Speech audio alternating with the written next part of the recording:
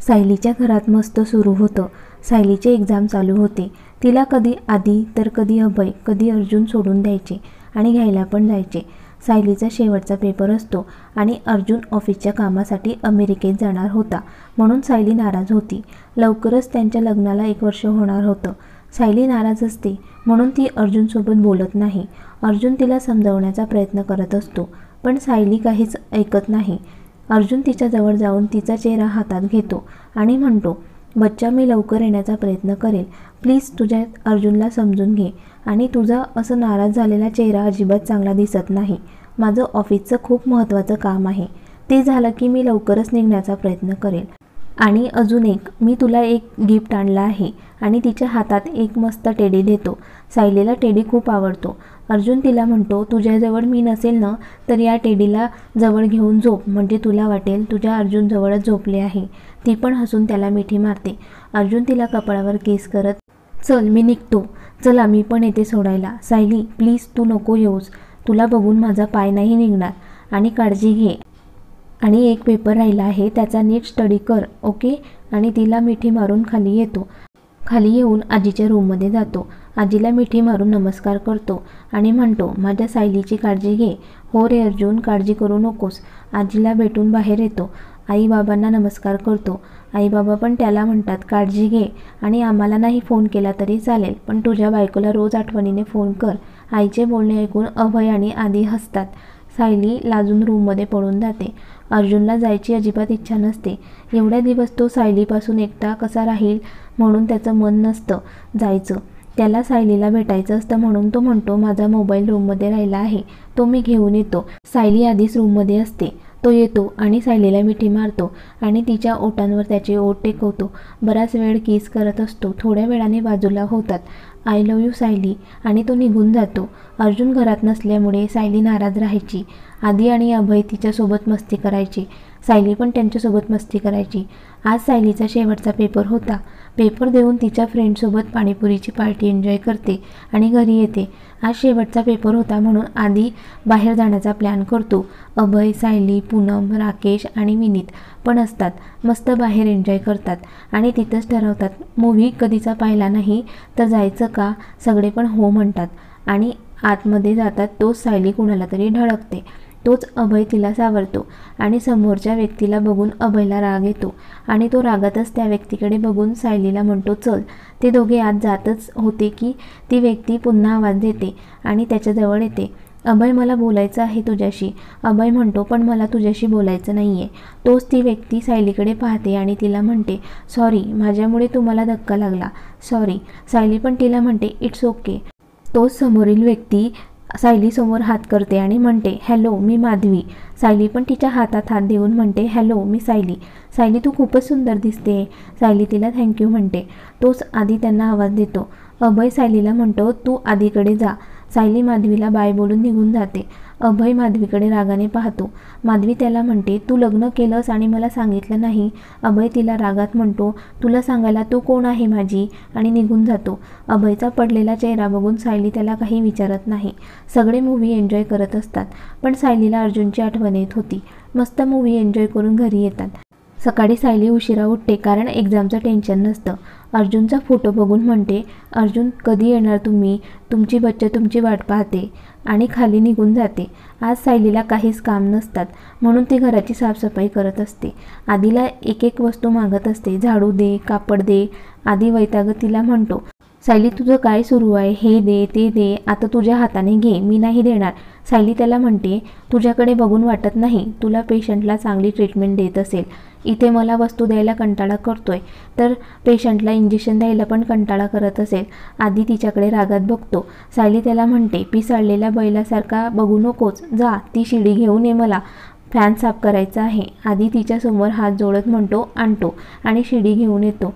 सायली शिडीवर चढत असते. आदी तिला म्हणतो, ए बाई, हळू चढ, नाहीतर तुझा नवरा आमच्या नावाने ओरडेल.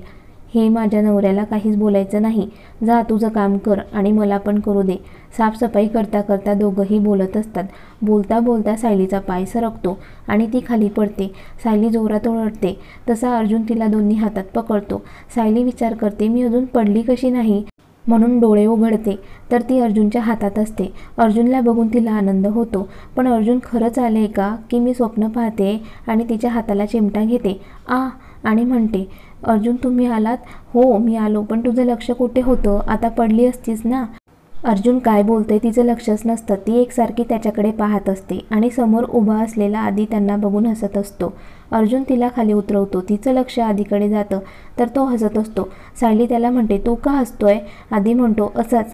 आणि अर्जुनला म्हणतो, बरं झालं लवकर आलास, नाहीतर तुझ्या या तुफान बायकोने आमचा खूप जीव घेतला आहे, तू नव्हता तर. तो असं बोलता सायली झाडू घेऊन त्याला मारायला त्याच्या मागे पडते. अर्जुन सायलीला आवाज देतो आणि म्हणतो, हे काय सायली, मी एवढ्या दिवसानंतर आलो आणि तू या आधीच्या काय नांदाला लागते आहेस? माझ्याकडे बघ. आणि तिला पकडतो. सायली पण दमून खाली बसते. अर्जुन आदीला सांगतो, जा सायलीसाठी पाणी घेऊन ये. आदी पटकन सायलीसाठी पाणी घेऊन येतो. सायली पाणी पिते आणि अर्जुनला म्हणते, तुम्ही मला खोटं सांगितलं ना? तुम्ही तर अजून 5 दिवसानंतर येणार होताच ना? आणि आता लवकर कसे आलात? बच्चा, मला तुझी खूप आठवण येत होती म्हणून लवकर निघून आला. अर्जुनचं बोलणं ऐकून सायली लाजते. अर्जुन तिला मिठी मारतो. आदी म्हणतो, ओ लैला मजनू, बाकीचा रोमॅन्स तुमच्या रूममध्ये करा, मी काहीतरी ऑर्डर करतो. सायली आणि अर्जुन पण त्यांच्या रूममध्ये येतात. रूममध्ये आल्यावर अर्जुनने सायलीसाठी खूप सारी शॉपिंग केलेली असते. तो तिला एक एक वस्तू दाखवतो. सायलीला खूप आनंद होतो. तोच आधी त्यांना बोलवतो, चला पार्सल आला, हे खाऊन घेऊ. त्याने मस्त पिझ्झा ऑर्डर केला असतो. सगळे खात असतात की आधी सायलीला म्हणतो, सायली, अर्जुन आल्याने तुझं पोट भरलं असेल ना? आणि जोरात हसतो. सायली त्याच्याकडे रागात बघते. असंच मस्ती करण्यात दिवस जातो.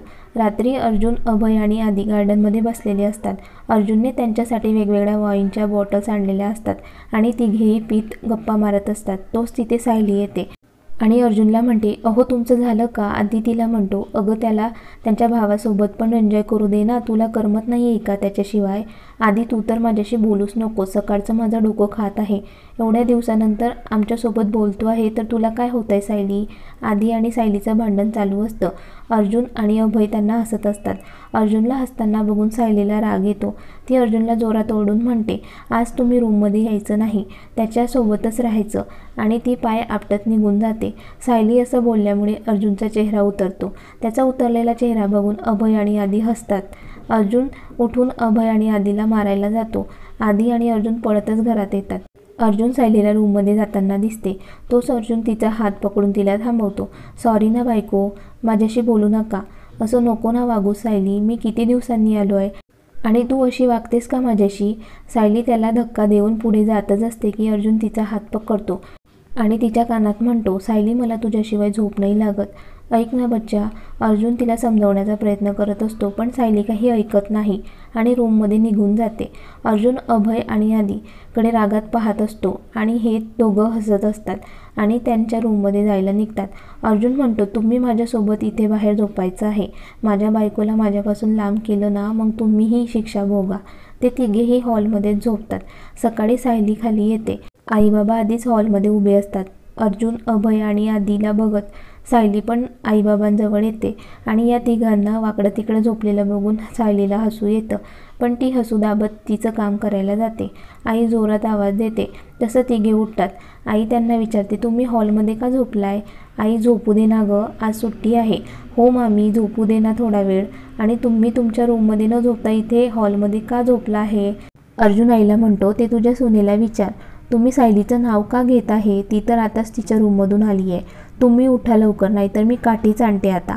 आईचं बोलणं ऐकून ते तिघंही उठतात. आदी म्हणतो, या दोघं सासू आणि सून सारख्याच आहे, काही बोलूच देत नाही. देवा, बघतो आहेस ना कशा वागताय आमच्यासोबत. अर्जुन, आधी जास्त बोलू नकोस, नाहीतर उपाशी राहावं लागेल. बाबा, अरे पण तुम्ही इथे का झोपलाय? ते तिघेही सायलीकडे बघतात. सायली लांबूनच त्यांना जीभ दाखवते. तोच आईचा आवाज येतो, उठले का? ते तिघेही पडतच वॉशरूममध्ये जातात आणि फ्रेश होऊन नाश्ता करायला खाली येतात. आज सुट्टी असल्यामुळे सगळ्यांच्या आवडीचे काही ना काही बनवलं होतं. सगळे मस्त गप्पा मारून नाश्ता करतात. पूर्ण दिवस खूप एन्जॉय करतात. अर्जुन सायलीला सॉरी म्हणतो आणि सायली पण त्याला माफ करते. 2 दिवसांनी अर्जुन आणि सायलीच्या लग्नाचा वाढदिवस असतो. अर्जुनला सायलीला सरप्राईज द्यायची असते. अर्जुन पूनमची मदत घेतो. पूनम पण मदत करायला तयार होते. पूनम सायलीला फोन करते. सायली, तू लवकर येतेस का? माझं आणि विनीतचं खूप भांडण झालं आहे. प्लीज तू लवकर ये. आणि फोन ठेवून देते. सायलीला तर कळतच नाही. ती घाईगडबडमध्ये पूनमकडे जायला निघते. आधी तिला विचारतो, काय कुठे जाते एवढ्या घाईगडबडीत? सायली म्हणते पूनमकडे. आधी म्हणतो, थांब मी सोडतो तुला. आणि ते दोघं पूनमकडे जायला निघतात. पूनमकडे आल्यावर सायली तिला म्हणते, काय झालं? का भांडण करत होते तुम्ही? तोच आधी मागच्या दाराने सायलीचा सामान पूनमच्या रूममध्ये ठेवून निघून जातो.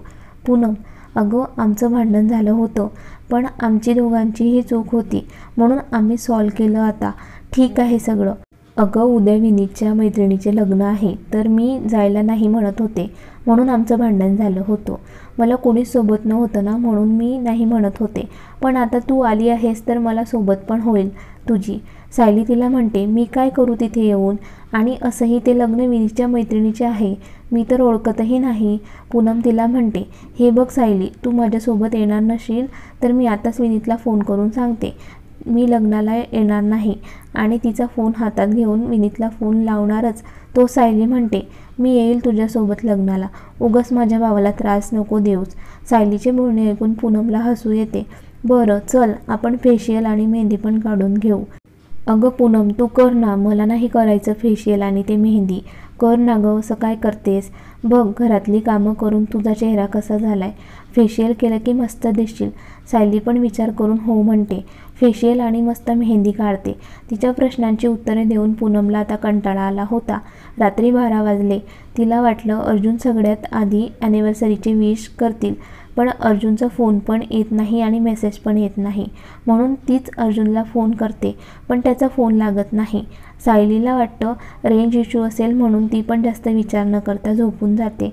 अर्जुन सायलीला ॲनिव्हर्सरीचे काय सरप्राईज देतो बघूया पुढील भागात. आणि कथेचा हा भाग कसा वाटला कमेंट्स करून नक्की कळवा. आणि लाईव्ह मराठी स्टोरीज चॅनलला सबस्क्राईब करायला विसरू नका. धन्यवाद.